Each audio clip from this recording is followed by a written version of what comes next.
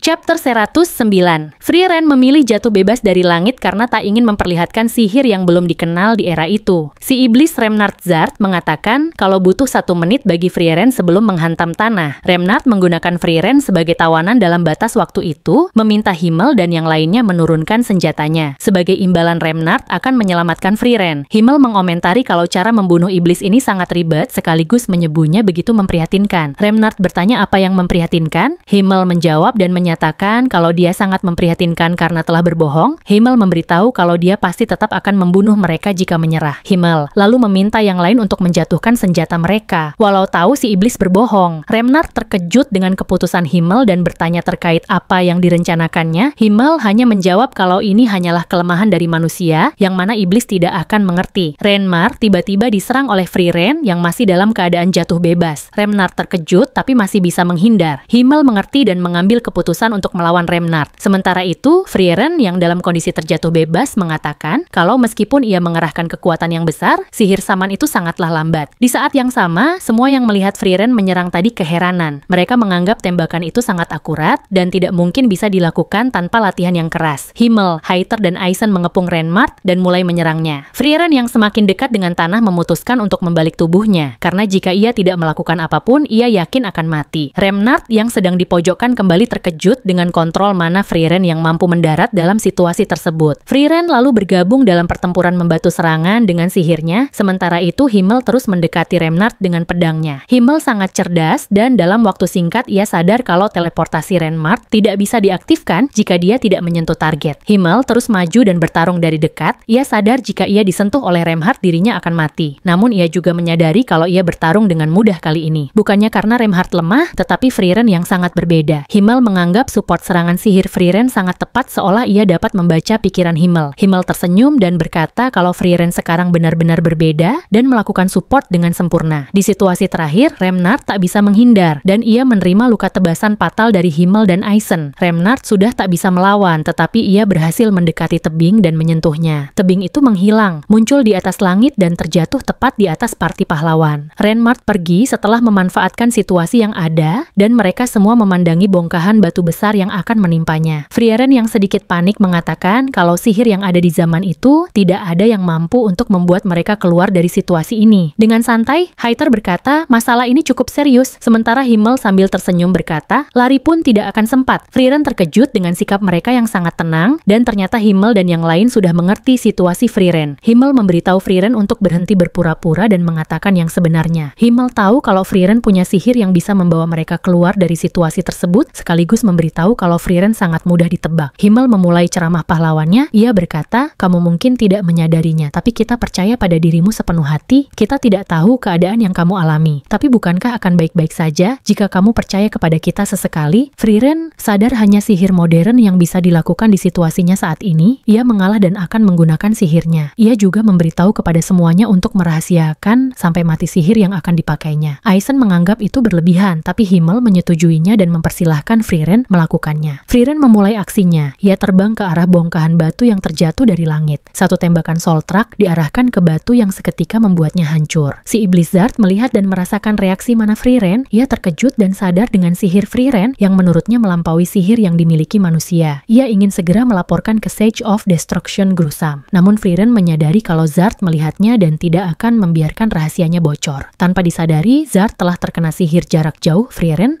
Sebelum benar-benar musnah, Remnard Zard memberitahu Frieren kalau dia tahu Frieren ternyata dari masa depan. Eisen terkejut, Hayter sambil kebingungan mempertanyakan bagaimana Frieren bisa terbang, dan Himmel dengan kecerdasannya sudah mengerti situasi. Ia hanya tersenyum sambil berkata, ini adalah perkembangan dari sihir.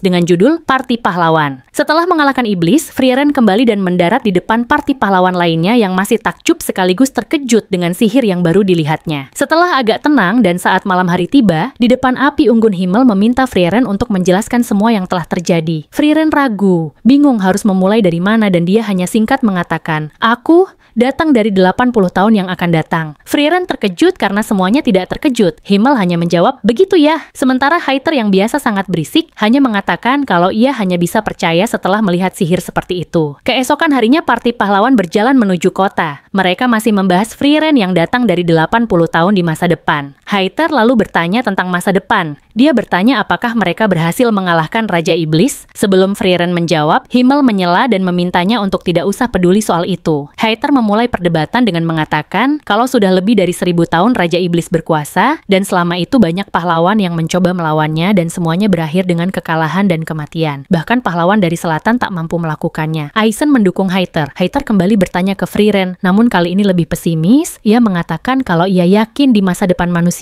dan Raja Iblis masih akan terus bertarung. Lalu apakah kita berhasil meninggalkan luka pada mereka? Sebelum Frieren mulai berbicara, Himmel kembali menyela dengan aura pahlawan sempurnanya. Ia mengatakan, lalu jika kita gagal mengalahkan Raja Iblis, apa kita akan menyerah? Tentu tidak. Bagaimanapun hasilnya kita akan terus bertarung karena kita adalah parti pahlawan. Haiter hanya bisa menurut dan membenarkan Himmel. Lalu Aizen menyegarkan suasana, mengganti topik pembicaraan. Di pinggir sungai mereka beristirahat makan dan sangat santai. Aizen bertanya apakah Frieren tahu cara kembali. Frieren menjelaskan situasinya dan mengatakan kalau ia tidak tahu caranya dan dia tidak mengerti cara kerja sihir ini. Himmel lalu memutuskan kalau prioritas parti pahlawan saat ini adalah mencari cara untuk mengembalikan Frieren. Mereka lalu ke kota dan singgah di Guild Petualang dan gereja guna mencari informasi, tetapi mereka tidak menemukan apa-apa. Yang ada Haiter hanya keasikan minum dan mabuk berat. Frieren meminta maaf karena merepotkan, namun Himmel menyatakan kalau tidak apa-apa. Bagi Himmel, masalah akan lebih baik jika membesar, dan itu membuatnya bersemangat. Pada dasarnya Himmel sangat menikmati petualangan dan sangat suka jalan-jalan. Mereka lalu memutuskan ke bar dan bertanya di sana, namun hasilnya tetap nihil. Yang ada Himmel tanpa sepengetahuan yang lainnya menerima permintaan untuk mengawal pedagang, dan jalur yang dilewati pedagang tidak searah dengan tujuan mereka. Parti pahlawan lagi-lagi harus mengambil jalur memutar karena kebaikan Himmel.